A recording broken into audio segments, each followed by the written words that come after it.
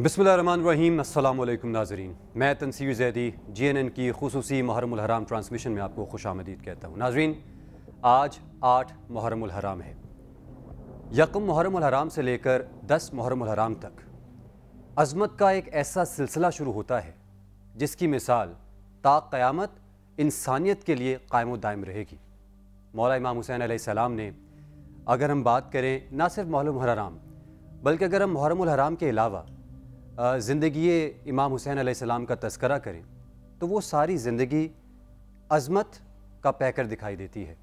हमें ये दिखाई देता है कि साए रिसालत सल्लल्लाहु अलैहि वसल्लम में परवरिश पाने वाले इमाम हसन अलैहिस्सलाम और इमाम हुसैन अलैहिस्सलाम ने जिस तरह दरसे इंसानियत दिया, जिस तरह दीन की बका के लिए जो कुर्बानियाँ बचपन से ही शुरू की, और उन कुर्बानियों को महज हम दुनियावी तकलीफ़ का नाम नहीं देते। बहुत सारी जगह पर फाका कशी भी देखी हमने कि घर में सब कुछ मौजूद है, लेकिन जो कुछ मौजूद है अगर कोई किसी गरीब ने, किसी फ़कीर ने दस्तक दी है तो वो सब कुछ जो दस्तरख़्वान पर मौजूद है वो उस फ़कीर की नज़र कर दिया जाता था। और इसी तरह से दरस इंसानियत का सिलसिला चलता आ रहा है। और ख़ानदान रिसालत सल्लल्लाहु अलैहि वसल्लम की ये जो दीन के लिए ख़िदमत हैं, ये जो दीन की अज़मत को और उसकी सरबलंदी के लिए जो कुर्बानियाँ हैं, वो ता क़यामत इसकी गवाह दुनिया भी रहेगी और इसकी गवाह पूरी आलम इंसानियत रहेगी। आज हम गुफ्तगू करेंगे सफ़र करबला पर। अगर हम बात करें तो 28 रजब को शुरू होने वाला ये सफ़र, जब इमाम हुसैन अलैहिस्सलाम ने मदीना मुनव्वरा से रवानगी की, उसकी वजूहात क्या बनी, क्या अवामिल थे, क्या ज़रूरत पेश आई, किस तरह से ये सफ़र करबला इसका आगाज़ हुआ और जिसकी इंतहा शहादत इमाम हुसैन अलैहिस्सलाम पर हुई, उस पर गुफ्तगू करने के लिए हमारे साथ जो मेहमान मौजूद हैं, प्रोफेसर नईमुल हसन हमारे साथ तशरीफ़ रखते हैं। इसके अलावा हमारे साथ तशरीफ़ रखते हैं मुफ्ती ग़ुलाम यासीन साहब, हमारे साथ बैठते हैं। आज हम अपने मेहमानों से ये जानने की कोशिश करेंगे कि सफ़र करबला का आगाज़ किस तरह से हुआ और उसके पीछे के अवामिल क्या थे, क्या ज़रूरत पेश आई और किस तरह से ये सफ़र क़यामत तक के इंसानों के लिए। और मैं जब बात करता हूँ क़यामत तक के लिए इंसान, तो मैं सिर्फ़ आलम इस्लाम की बात नहीं करता, क्योंकि जो वाक़या करबला हुआ और जो सबक दिया गया वो सिर्फ़ मुसलमानों के लिए नहीं था, सिर्फ़ मुस्लिम उम्मा के लिए नहीं था, बल्कि पूरी आलम इंसानियत, पूरे जितने दुनिया में इंसान बसते हैं, वो सब इस सफ़र करबला से और इस करबला के वाक़े से अपनी ज़िंदगी के लिए सबक लेते हैं। सबसे पहले रुक करूँगा प्रोफेसर नईमुल हसन साहब को। प्रोफेसर साहब, आप कहिएगा, जिस तरह मैंने तज़किरा किया अपने इब्तिदाइये में कि 28 रजबुल मुरज्जब है और इमाम हुसैन अलैहिस्सलाम मदीना छोड़ने का फ़ैसला कर रहे हैं, ये जो फ़ैसला किया गया, ये क्यों फ़ैसला किया गया, और बाद में ये सफ़र करबला और वापस क्योंकि इसका इख्तिताम भी मदीना में ही हुआ, ये ज़रा बयान कीजिएगा, सिलसिला शुरू कहाँ से होता है? बिस्मिल्लाहिर्रहमानिर्रहीम। मुहर्रमुल हराम के हवाले से अगर मैं थोड़ा सा तारीख़ में जाऊँ जी, तो बहुत सी रवायात मौजूद हैं जी। मुहर्रमुल हराम के हवाले से ये भी रवायत मिलती है कि 10 मुहर्रम को जनाब आदम अलैहिस्सलाम की तौबा कबूल हुई जी। 10 मुहर्रम को जनाब नूह अलैहिस्सलाम की कश्ती जूदी पहाड़ के साहिल पे लंगर अंदाज हुई। 10 मुहर्रम को ही जनाब यूसुफ़ अलैहिस्सलाम कुएँ से बाहर आए और 10 मुहर्रमुल हराम को ही जनाब ईसा अलैहिस्सलाम का रफ़ा आसमानी हुआ जी। बहुत सी रवायात हैं अंबिया कराम के हवाले से भी, मुहर्रमुल हराम के हवाले से जी। लेकिन आज जब भी मुहर्रम का चाँद नमूदार होता है तो जहनों में, क़ुलूब में, अज़हान में, सोच में, अफ़कार में एक ही नाम बुलंद होता है और वो नाम है नाम हुसैन इब्न अली। बेशक जिस तरह आपने अभी बयान किया कि 28 रजब अवामिल बहुत पीछे से हैं जी। यानी हज़रत इमाम हुसैन अलैहिस्सलाम ने इरशाद फरमाया था कि जब तुम्हें दीन सर को झुकाने ना दे और जालिम सर उठाने ना दे तो फिर तीसरा रास्ता सर को कटाने का होता है। जैसे ही यजीद ने बैत का मुतालबा किया तो इमाम हुसैन अलैहिस्सलाम ने अपने रुफ़क़ा को, अपने घर वालों को तैयार किया कि अब मदीना से कूच करना होगा, अब सफ़र करबला का आगाज़ करना होगा, क्योंकि सर को कटा के ही इस्लाम को बचाया जा सकता है। और हमारे सामने ये जो नमाज़ें, ये अज़ानें, ये हज, ज़कातें, ये जितना भी इस्लाम आपको नज़र आ रहा है, ये आपको इमाम हुसैन अलैहिस्सलाम की कुर्बानी का समर है। 2 मुहर्रमुल हराम को जब हुर ने रास्ता रोका था, हुर ने लगाम पकड़ी थी इमाम हुसैन अलैहिस्सलाम के घोड़े की, तो क्या पैगाम था इमाम हुसैन अलैहिस्सलाम का, क्या रद्द अमल था? यही रद्द अमल था कि कहा अब्बास इब्न अली हुर के सिपाहियों को पानी पिलाओ। अल्लाहु अकबर। जब सारे पानी से सैराब हो चुके, पानी पी चुके, उसके बाद कहा अब इनके जानवरों को भी पानी पिलाओ। सुभान अल्लाह। लेकिन फौज अशकिया ने क्या किया, 7 محرم الحرام کو پانی بند کر دیا، اور پھر العطش العطش کی صدائیں 7 محرم الحرام سے بلند ہونا شروع ہوئیں۔ لیکن جب 9 محرم کی رات کو جناب حور علیہ السلام، پہلے حور تھے اس کے بعد وہ حور علیہ السلام ہو گئے، جیسے ہی وضو کر رہے تھے، پانی بہا رہے تھے، تو کانوں میں آواز آئی، حور تو پانی زمین پہ بہا رہا ہے، لیکن غور سے سن میرے بچے ابھی بھی پیاسے ہیں، خیام حسینی میں شاید آپ کو آواز آ جائے العطش العطش کی۔ تو حور نے سوچا شاید یہ میرا وہم ہو، لیکن جب دوبارہ غور کیا تو واقعی خیام حسینی سے العطش کی صدائیں، پیاس پیاس کی صدائیں بلند ہو رہی تھی۔ تو فوراً حور نے اپنا ارادہ بدلا۔ جیسے ہی حور نے اپنا ارادہ بدلا تو غلام نے دیکھا کہ میرے آقا کے تیور بدل رہے ہیں، فوراً گیا حور کے بھائی کے پاس اور کہا اپنے بھائی کی خبر لے۔ جیسے ہی بھائی پہنچا تو حور نے کہا کہ میں فیصلہ کر چکا ہوں، میں ذمہ دار تھا حسین کو روکنے کا، میں نواسہ رسول کو روکنے کا ذمہ دار تھا، میں آل رسول پہ پانی بند کرنے کا ذمہ دار تھا۔ گیا امام حسین علیہ السلام کے پاس اور اپنے ہاتھ دونوں ہاتھ رومال سے باندھے اور کہا فرزند رسول مجھے معاف کر دیجیے، کیا مجھے معافی مل سکتی ہے؟ تو امام حسین علیہ السلام نے کہا تھا حور بھائی ہمیں شرمندہ نہ کرو، ہمیں شرمندہ نہ کرو۔ تو حور نے کہا تھا اس وقت امام جب میں نے آپ کا راستہ روکا تھا تو مجھے محملوں سے خیام سے کسی کے رونے کی آواز آ رہی تھی۔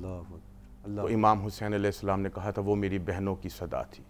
تو حور نے کہا تھا کیا مجھے ان سے بھی معافی مل سکتی ہے؟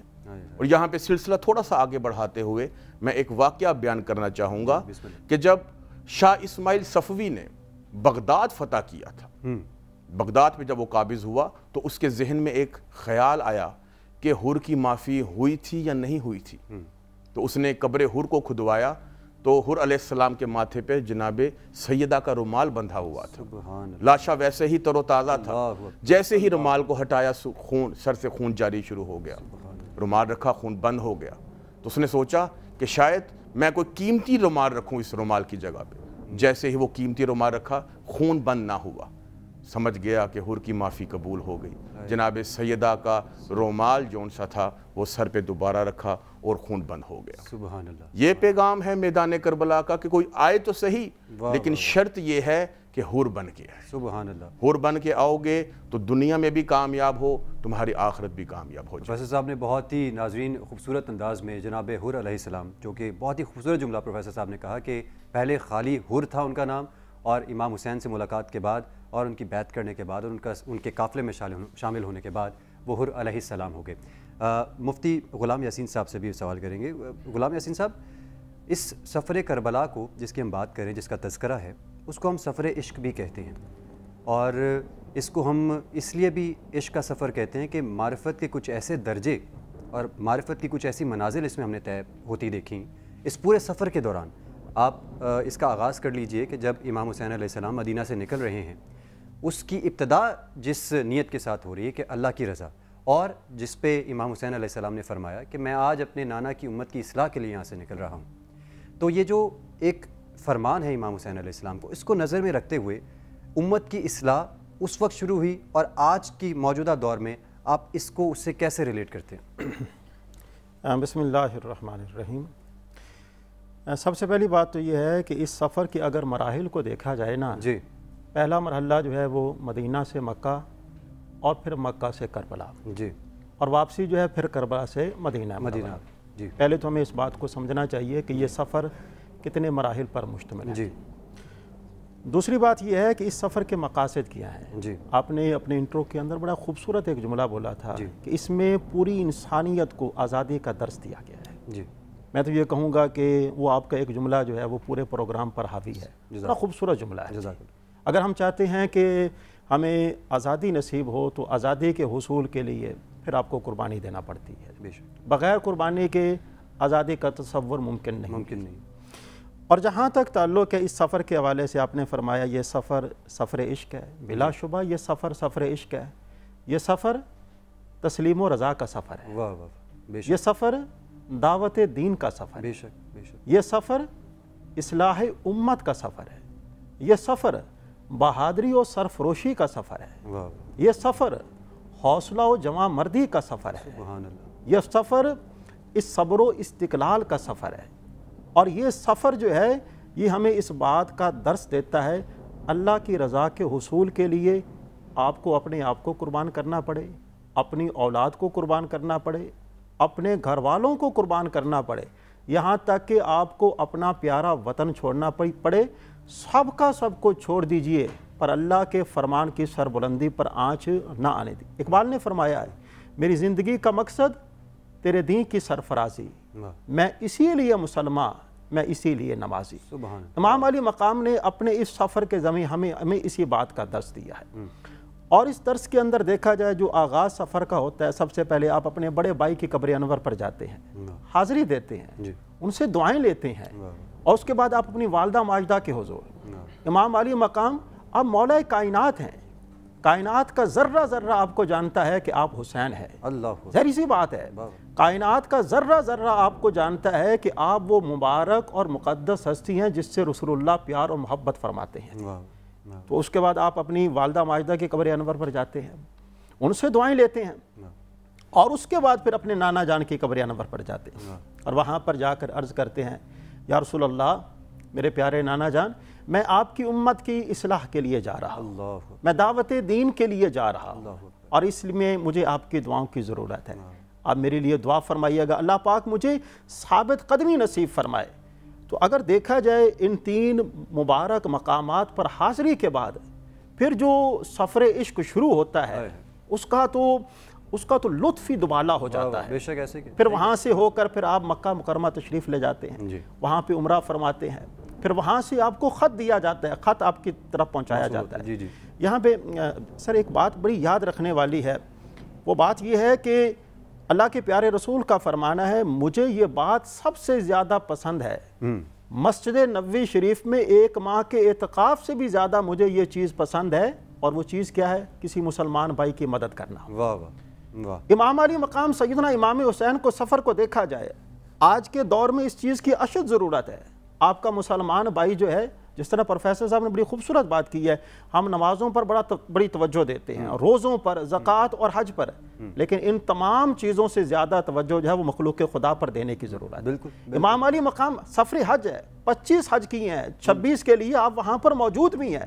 جب لوگوں کا پیغام ملا تو آپ نے وہ حج جو ہے وہ چھوڑ دیا، آپ نے فرمایا نہیں، میرے نانا جان کا فرمان ہے اگر کوئی مسلمان بھائی آپ کو مدد کے لیے پکارے تو آپ نے تمام کی تمام عبادات کو چھوڑ کر اس مدد کے فریضوں کو سر انجام دینا ہے۔ سبحان اللہ۔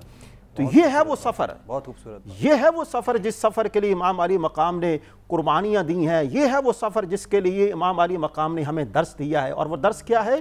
میری زندگی کا مقصد تیرے دین کی سرفرازی، میں اسی لیے مسلمان، میں اسی لیے نمازی۔ درس انسانیت۔ بہت خوبصورت بات کی مفتی غلام یاسین صاحب نے کہ جو درس کربلا میں دیا گیا وہ تا قیامت ہر انسان کے لیے وہ درس کی حیثیت بھی رکھتا ہے اور اسے سبق لیا جا سکتا ہے۔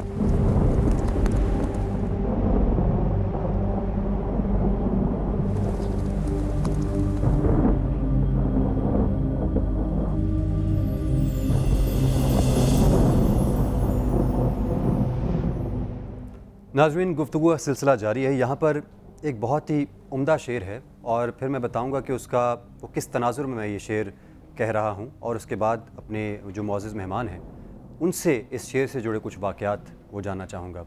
ایک شعر ہے کہ مجھے شاعر کا نام یاد نہیں، لیکن جنہوں نے یہ کہا ہے اور بہت ہی معرفت کے لیول پر کہا ہے، انہوں نے کہا کہ وفا خلوص محبت اسے سلام کرے، وفا خلوص محبت اسے سلام کرے کہ جس بھی شخص کی اب دوستی حسین سے ہے، دل و نگاہ کی سچی خوشی حسین سے ہے، دل و نگاہ کی سچی خوشی حسین سے ہے، میں جی رہا ہوں میری زندگی حسین سے ہے۔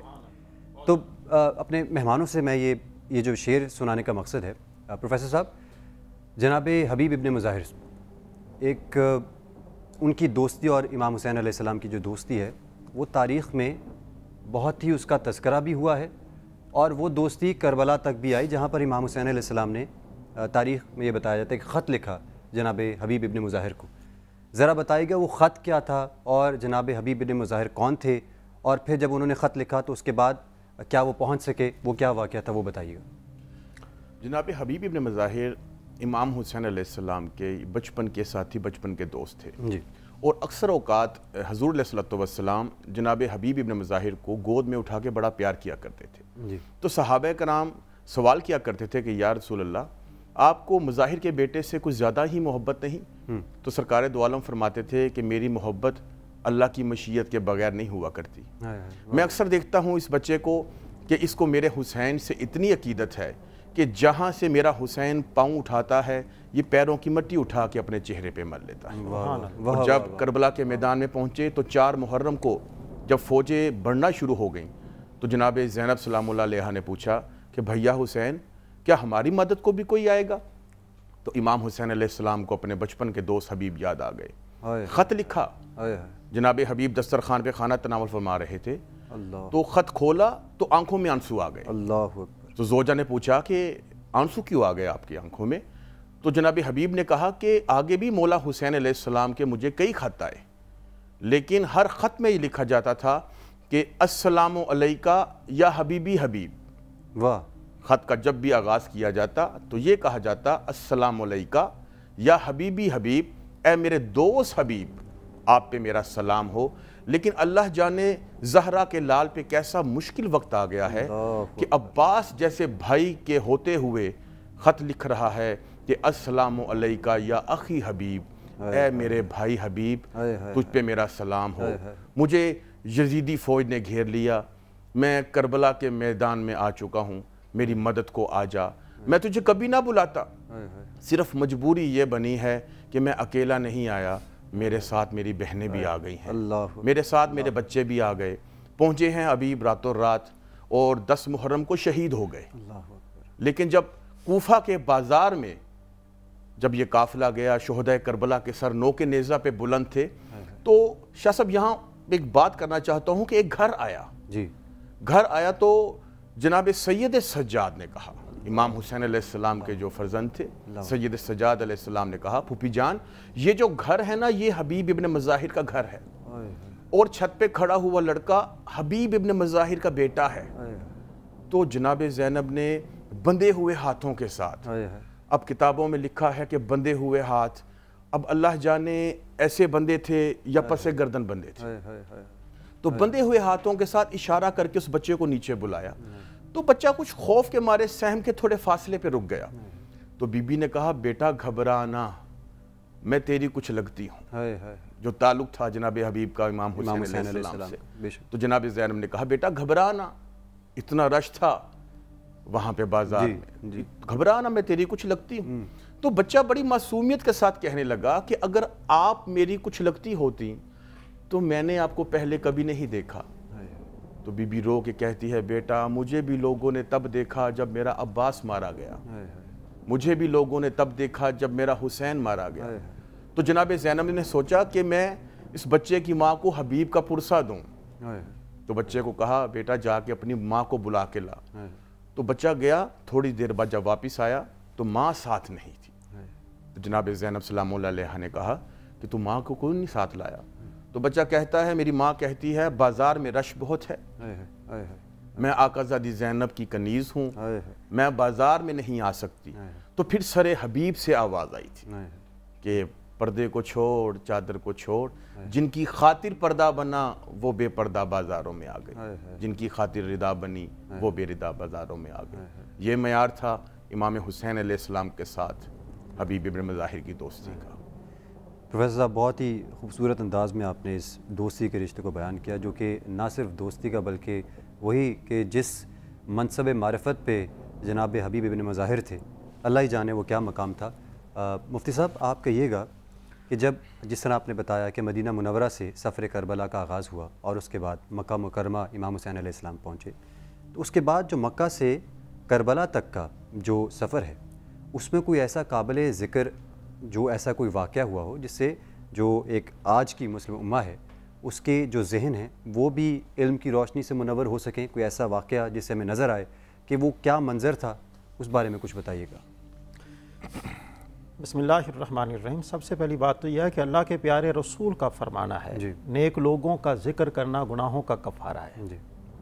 اور جناب امام علی مقام سیدنا امام حسین کا ذکر جو سیدہ شباب اہل الجنہ ہے، میں یہ بات اس لیے عرض کر رہا ہوں، ہم یہاں پر بیٹھ کر ان کا ذکر پاک کر رہے ہیں، یہ ذکر پاک دراصل ہماری بخشش کا ذریعہ ہے۔ اللہ، ایسے ہی جو حدیث پاک میں ہے کہ جو جس سے محبت کرتا ہوگا کل قیامت والے دن وہ اسی کے ساتھ ہوگا۔ بے شک ذکر حسین کرنے والوں کی خوش بختی اور خوش نصیبی تو دیکھیے کہ اللہ پاک کل قیامت والے دن انہیں امام علی مقام سیدنا امام حسین کی قربت نصیب فرمائے گا۔ واہ واہ واہ واہ۔ تو در حقیقت ان ایام میں ان کا جو ذکر کیا جاتا ہے اس کا بنیادی مقصد بھی یہی ہے، اور حدیث پاک کے اندر آتا ہے کہ جو حسین سے محبت کرتا ہے اللہ کے پیارے رسول نے فرمایا میں اس سے محبت کرتا ہوں، اور جس سے میں محبت کرتا ہوں میرا رب بھی اس سے محبت فرماتا ہے۔ تو در حقیقت امام علی مقام سے محبت کرنا، محبت کی پہلی علامت یہ ہے کہ جو جس سے محبت کرتا ہوگا اس کا ذکر کثرت سے کرتا ہوگا۔ کثرت سے امام علی مقام کا ذکر کرنا در حقیقت اللہ کے پیارے رسول کی محبت کو حاصل کرنے کا ذریعہ اور اللہ کی محبت کو حاصل کرنے کا ذریعہ۔ یہ جو میں نے تمہید آپ کے ساتھ باندھی ہے یہ در حقیقت اس کا تعلق اسی گفتگو کے ساتھ ہے۔ جی جب آپ مکہ سے کربلا کی جانب آپ کا قافلہ جو ہے وہ رواں ہوا، جی کوئی ایسا مقام نہیں تھا جہاں پر لوگوں کا جمع غفیر آپ کی زیارت کے لیے حاضر نہ ہوا ہوتا۔ اللہ اکبر، واہ واہ۔ لوگ جو ہے وہ آپ کے چہرہ انور، ظاہر سی بات یہ آپ شبیہ مصطفیٰ ہیں، بے شک وہ آپ کو دیکھ کر ان کے اندر عشق رسول کا جذبہ جو ہے وہ بیدار ہو جاتا بے تھا۔ شک بے شک بے شک۔ وہ آپ کے چہرہ انور کی زیارت کے لیے لوگ وہاں پر جمع ہوتے تھے۔ کوئی ایسا علاقہ نہیں تھا کہ جہاں پر آپ نے پڑاؤ کیا ہو اور وہاں لوگ جو ہیں وہ آپ سے ملاقات کرنے کے لیے، آپ کی زیارت کرنے کے لیے اور آپ کی بارگاہ سے وہ خوشہ چینے کے لیے حاضر نہ ہوئے ہو۔ سبحان اللہ۔ امام علی مقام سیدنا امام حسین ہر ایک کو دین کا پیغام جو ہے وہ دیتے رہے ہیں، سبحان اللہ، ان کی اصلاح فرماتے جا رہے ہیں۔ سبحان اللہ۔ یہ تو آزمائش کا سلسلہ تو کربلا میں جا کر ہوا ہے۔ سبحان اللہ۔ پہلے تو اس بات کی کوئی خبر نہیں تھی کہ وہاں پر جا کر کیا ہوگا۔ یہی ہے کہ ہم نے کربلا جانا ہے اور وہاں پر ہم نے کوفہ کو اسلام کا مرکز بنانا ہے۔ اللہ، اس مقصد کے اصول کے لیے آپ وہاں پر گئے تھے تاکہ دین اسلام کی سربلندی کا احیاء ہو سکے۔ بے شک۔ اور دیکھا جائے لوگ آپ کی بارگاہ میں اب سے بچوں سے محبت کر رہے ہیں، اور جو خواتین ہیں ہماری مائیں بہنیں بیٹیاں، ظاہر سی بات ہے ہمارا تو ایمان ہے کہ سیدہ فاطمہ الزہرا کے جسم اطہر کے ساتھ جس کو نسبت حاصل ہو جائے وہ کائنات میں وہ چیزیں جو ہے وہ ممتاز ہو جاتی ہیں۔ بے شک۔ تو آپ کے بطن انور سے جن کا تعلق ہو، بے شک۔ تو ہماری مائیں بہنیں بیٹیاں جو ہیں ان کی زیارت کر رہی ہیں۔ ان کی زیارت کا مقصد کیا ہے؟ تاکہ ہمیں اللہ اور اس کے رسول کی رضا حاصل ہو سکے، واہ واہ۔ تاکہ کل قیامت والے دن یہ مبارک اور نورانی چہرے جو ہیں اللہ کے حضور ہماری بخشش کے لیے سفارش کر سکے۔ تو اس سے بڑی اہم اور عمدہ بات نہیں ہو سکتی تھی کہ جتنے بھی اہل بیت کے ساتھ محبت کرنے والے ہیں، اللہ کے پیارے رسول کا فرمان ہے میرے اہل بیت کی مثال کشتی نوح کی مانند ہے۔ سبحان اللہ، واہ۔ جو اس میں سوار ہو گیا وہ نجات پا فلاح پا گیا۔ فلاح کا تعلق دنیا کے ساتھ بھی ہے اور آخرت کے ساتھ بھی۔ نجات نہیں فرمایا، کامیابی نہیں فرمایا، فوز نہیں فرمایا، بلکہ فلاح فرمایا۔ اگر آج کے دور میں دیکھا جائے ہم لوگ جو فلاح پانا چاہتے ہیں تو فلاح جو ہے بڑے ادب سے عرض ہے جی اہل بیت کے تعلق کے بغیر ممکن نہیں۔ اپنا رشتہ جو ہے وہ اہل بیت کے ساتھ مضبوط بنایا جائے۔ اہل بیت کے ساتھ ہمارا رشتہ مضبوط ہوگا تو قرآن کے ساتھ رشتہ مضبوط ہوگا، اور اہل بیت کے ساتھ ہمارا رشتہ مضبوط ہوگا تو اللہ کے پیارے رسول اور اللہ کی ذات کے ساتھ اپنا رشتہ مضبوط ہوگا۔ آج کے دور میں دیکھا جائے ضرورت اس بات کی ہے جس حد تک ہو سکے اہل بیت کا دامن تھام لیجئے، دونوں جہانوں میں کامیابی اور کامرانی آپ کا مقدر ہے۔ واہ واہ واہ، کیا مفتی صاحب نے خوبصورت انداز میں کہا، اور سرکار رسالت مآب صلی اللہ علیہ وآلہ وسلم نے یہ بات واضح کر دی تھی کہ میں تم میں دو چیزیں چھوڑے جا رہا ہوں، ایک اللہ کی کتاب اور ایک اپنی اہل بیت۔ تو انہوں نے واضح کر دیا تھا کہ جس نے فلاح پانی ہے، جس طرح مفتی صاحب نے کہا، جس نے آخرت میں شفا پانی ہے وہ اس در کو نہ چھوڑے۔ یہ گفتگو کا سلسلہ جاری۔ ناظرین ہم واپس آئیں گے ایک بریک کے بعد۔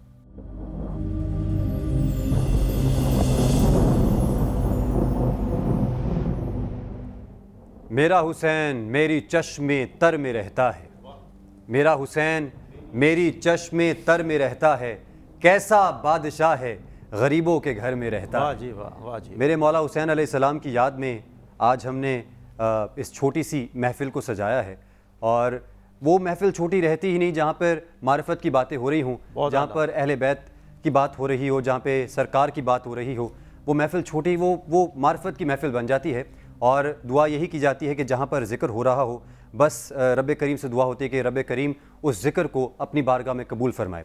میں پروفیسر صاحب آپ سے سوال کرنا چاہوں گا، ہم لوگ جس طرح سفر کربلا کی بات کر رہے ہیں اس میں بہت تاریخ کے عظیم کردار ہم نے دیکھے ہیں کہ اس میں بہت بڑے بڑے کرداروں کا ذکر بھی آیا، اب اس میں ایک کردار ہے جناب ثانیہ زہرا سلام اللہ علیہ کا، بی بی زینب سلام اللہ علیہ کا، جنہیں کیونکہ بعض روایات میں اور بعض جو ہمارے علماء بیانات دیتے ہیں اس میں یہ بھی کہا جاتا ہے کہ وہ جناب مولا علی علیہ السلام کی شبی کے طور پر امام حسین کی شہادت کے بعد وہ مولا علی کی طرح انہوں نے میدان کو سنبھالا اور انہوں نے اپنے خاندان کو سنبھالا، اور جو مشن امام حسین علیہ السلام نے شروع کیا تھا اس کو جناب زینب سلام اللہ علیہ وہ لے کر آگے چلی۔ تو یہ بتائیے گا، اور ایک بہت بڑا جملہ بھی یہاں پہ میں کہوں گا کہ تاریخ گواہ ہے کہ امام حسین علیہ السلام کے جو اصحاب جو کربلا میں موجود تھے انہوں نے ہر ماں نے اپنے بیٹے کو قربان کیا، بی بی زینب وہ واحد تھی جنہوں نے اپنا پورا خاندان، پوری نسل اپنے بھائی کے لیے قربان کر دی۔ اللہ تو بی بی زینب سلام اللہ علیہ کے کردار پہ بتائیے گا کہ ان کا اس پورے سفر کربلا میں اور کربلا کے بعد ان کا کیا کردار تھا، اس پہ روشنی ڈالیے گا۔ کوئی بھی عورت جب اس دنیا میں ایک لڑکی کی صورت میں تشریف لے کے آتی ہے تو اس لڑکی کی، اس عورت کی زندگی کے نا 4 پہلو ہوتے ہیں۔ پہلا پہلو دیکھا جاتا ہے کہ یہ پیدا ہونے والی بچی، اس کے ماں اور باپ کا کیا معیار ہے۔ دوسرا مرحلہ ہوتا ہے کہ اس عورت کا اپنا کردار کیا ہے۔ تیسرا، جب اس کا بیاہ ہو جائے تو یہ جس شوہر نامدار کی طرف گئی اس کا وقار کیا ہے۔ اور چوتھا مرحلہ کہ اس کی گود میں پلنے والے جو بچے ہیں ان کی تربیت کیسی کی جاتی ہے۔ اور جناب زینب سلام اللہ علیہ کیا شان ہے آپ کی کہ آپ کی والدہ وہ بی بی، وہ فاطمہ الزہرا سلام اللہ علیہ کہ جس کا رسول خدا کھڑے ہو کے استقبال کیا کرتے ہیں۔ ایسا والد پایا کہ باب مدینہ العلم کا مقام ملا۔ ان کا اپنا کردار آپ کے سامنے کہ پوری نسل قربان کر دی دین اسلام کے لیے۔ تیسرا مرحلہ جو عورت کا وہ یہ کہ جس گھر میں وہ گئی بیاہ کے، اس شوہر کا مقام کیا۔ ایسا مقام تھا جناب عبداللہ ابن جعفر طیار کا کہ آج بھی عرب کی جو عورتیں ہیں، عرب کی جو مائیں ہیں، ان کی گود میں جو بچے ہیں ان کو جناب عبداللہ ابن جعفر طیار کے سخاوت کے قصے سنایا کرتے ہیں۔ اور چوتھا مرحلہ کہ اس گود میں پلنے والے جو بچے ہیں ان کی کیسی تربیت کی۔ ایسی تربیت کی جناب ثانیہ زہرا سلام اللہ علیہ نے جناب اونو محمد کی، ایسی شجاعت ان کے اندر ڈالی کہ میدان کربلا میں 10 محرم والے دن عمر ابن سعد کو اپنے خیمے کے پچھلے دروازے سے بھاگنا پڑ گیا۔ ایسی شجاعت تھی جناب اونو محمد کی۔ لیکن جب روانہ کیا جناب اونو محمد کو تو جناب ثانیہ زہرا زینب سلام اللہ علیہ نے کہا، اے اونو محمد میری بات یاد رکھنا، یہ اکبر کی جاگیر ہے۔ اللہ اکبر۔ یہ حسین میرے بھائی نے 60,000 درہم میں خریدی ہے، اور میں نہیں چاہتی کہ تمہارے لاشیں اکبر کی جاگیر میں گریں۔ اور دوسری بات سن لینا، تم حیدر کرار کے نواسے ہو، جعفر طیار کے پوتے ہو، میں جانتی ہوں کہ تم دریا پہ چلے جاؤ گے، لیکن یاد رکھنا میرا اکبر بھی پیاسا مارا گیا، میرا قاسم بھی پیاسا گیا، سکینہ بھی پیاسی ہے، علی اصغر بھی پیاسا ہے۔ یاد رکھنا اگر تم نے پانی پیا تو میں تمہیں اپنا حق نہیں بخشوں گا۔ اور تیسری بات، جب تم زین سے زمین پہ آؤ تو ماموں حسین کو نہ پکارنا، وہ صبح کا لاشیں اٹھا کے بڑا تھک گیا ہے، کبھی اکبر کا لاشا، کبھی قاسم کی لاش کے ٹکڑے۔ یہ مقام ہے جناب ثانیہ زہرا جناب زینب سلام اللہ علیہ کا کہ 2 ہی بیٹے تھے، اونو محمد، دونوں حسین پہ قربان کر دیے۔ اور آج میں یہ پیغام دینا چاہتا ہوں کہ جتنے بھی سادات نظر آ رہے ہیں آپ کو، یہ ثانیہ زہرا کا صدقہ ہے۔ اللہ اکبر، بے شک۔ اگر جناب زینب سلام اللہ علیہ شام غریبہ جلتے ہوئے خیموں سے سید سجاد اور جناب باقر کو نہ بچا کے لاتی، یہ مقام ثانیہ زہرا کا، اور ہمارا یہ مقصد ہے، ہمارا یہ پیغام ہے، اور بنتا بھی یہ ہے شاہ صاحب کہ ہم اپنے گھروں میں اور ہمارے جتنے بھی جاننے والے خاندان میں جتنے بھی ہمارے کولیگز ہیں، جتنے بھی ہمارے تعلقات والے لوگ ہیں، انہیں بتایا جائے کہ اپنے گھر کی جتنی بھی خواتین ہیں ان کو جناب سیرت سیدہ جناب ثانیہ زہرا سلام اللہ علیہ کا ضرور بتایا جائے، تاکہ آنے والی نسلوں میں وفا کی جو آپ نے بات کی، آنے والی نسلوں میں دین اسلام کے ساتھ وفا، رسول خدا کے ساتھ وفا، محمد و اہل بیت محمد کے ساتھ وفا ہمارے بچوں میں آئیں گی، نسلیں بھی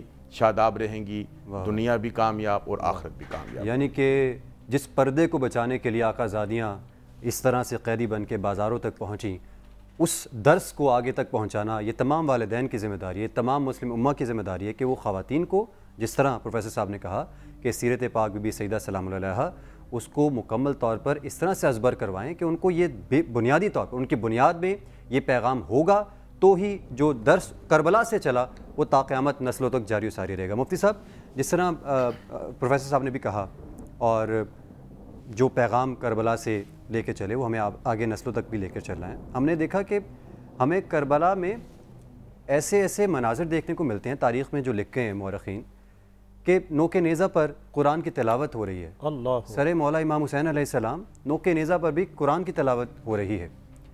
اس منظر کو ایک تو ایکسپلین کیجیے گا کہ یہ منظر کیا تھا، اور دوسرا یہ کہ اس سے ہمیں یہ بھی نظر آیا کہ جس طرح چادر کے اوپر اور پردے کے اوپر پروفیسر صاحب نے بھی کہا کہ اس کی بہت اہمیت ہے جس کے لیے ساری قربانیاں دی گئیں۔ بسم اللہ الرحمن الرحیم۔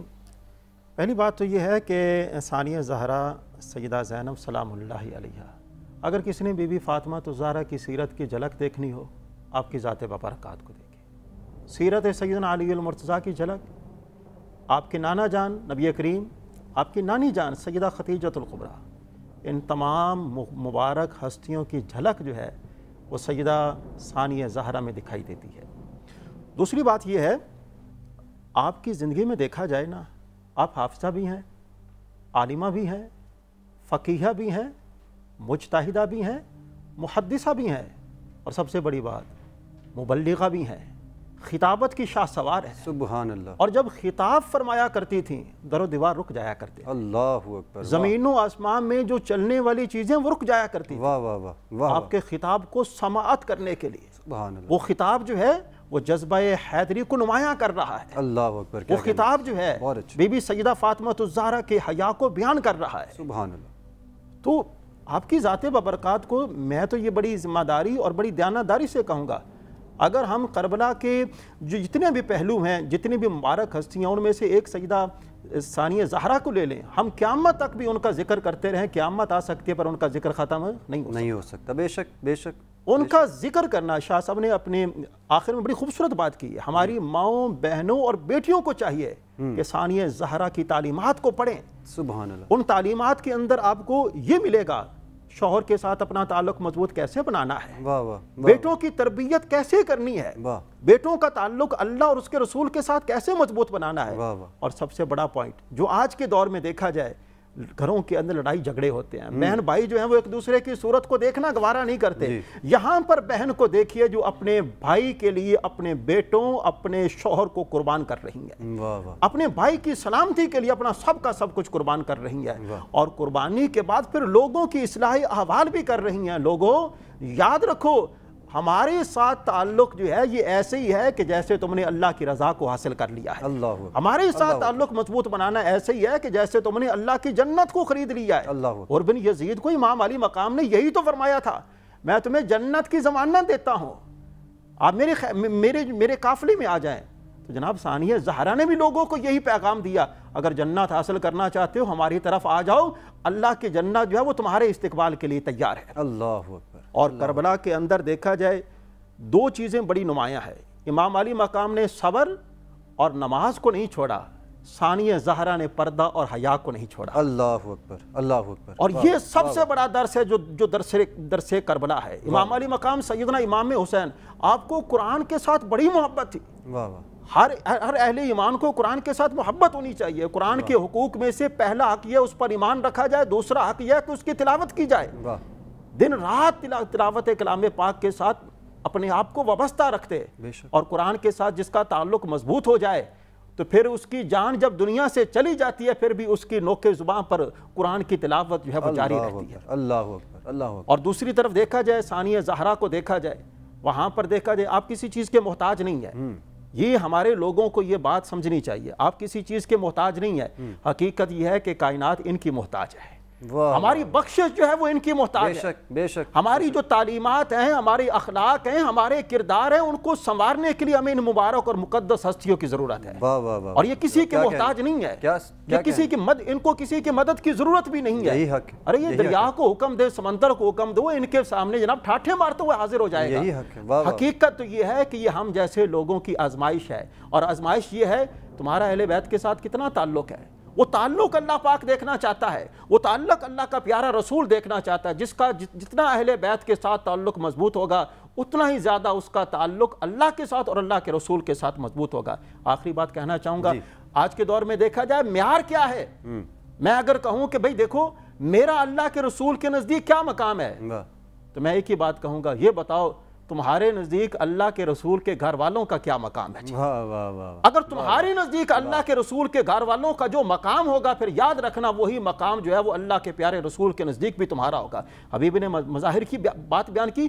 ایک کوٹیشن میں نے یہ بھی پڑھی ہے، حبیب بن مظاہر جو تھے، امام علی مقام سیدنا امام حسین کا جو نقش پا ہے اس کی مٹی ایک تو چہرے پر لگا تھی، اس کی مٹی کو آپ کھایا کرتے تھے. نبی کریم صلی اللہ علیہ وآلہ وسلم نے فرمایا جب اس بچے کو میں نے اپنے نواسے کے ساتھ محبت کا یہ اظہار کرتے ہوئے دیکھا ہے، مجھے خدا کی عزت کی قسم ہے تب سے مجھے اس بچے کے ساتھ محبت ہو گئی ہے. میں یہاں پر اپنے ناظرین کو بتانا چاہتا ہوں، اگر اللہ کے پیارے رسول کی محبت کرنا چاہتے ہو تو اہل بیت کے ساتھ محبت کرو. اللہ کا پیارا رسول وہ صرف ہمارا رسول نہیں ہے، وہ نبیوں کا نبی اور رسولوں کا رسول بھی ہے، وہ تمہارے ساتھ محبت فرمائے گا. واہ واہ واہ، مفتی صاحب نے کیا خوبصورت انداز میں، اور پروفیسر صاحب نے بھی بہت ہی انتہائی خوبصورت انداز میں یہ سارے سفر کربلا کے موضوع کو بہت ہی ڈیٹیل میں انہوں نے ایکسپلین کیا. اور بہت خوشی ہوتی ہے جب اس طرح کی تاریخ کے واقعات کو جب سامنے لا کر بیان کیا جاتا ہے اور اس سے جو سیر حاصل گفتگو ہے وہ کی جاتی ہے، تاکہ آگے آنے والی نسلوں کو بھی یہ سارا جو درس ہے وہ آگے منتقل کیا جا سکے. اور اگر ہم بات کریں اس گھرانے کی، خاندان رسالت صلی اللہ علیہ وسلم کی اور محمد وآل محمد صلی اللہ علیہ وسلم کی، تو ان کے فضائل اور مصائب کی اگر ہم بات کریں، سمندر ہے. ہم اگر فضائل بیان کرنے بیٹھیں تو ساری زندگیاں گزر جائیں لیکن فضائل مکمل نہیں ہو سکتے. لیکن ہم نے کوشش کی کہ ہم اپنی عبادت کو جس حد تک پورا کر سکیں وہ عبادت سر انجام دی ہم نے.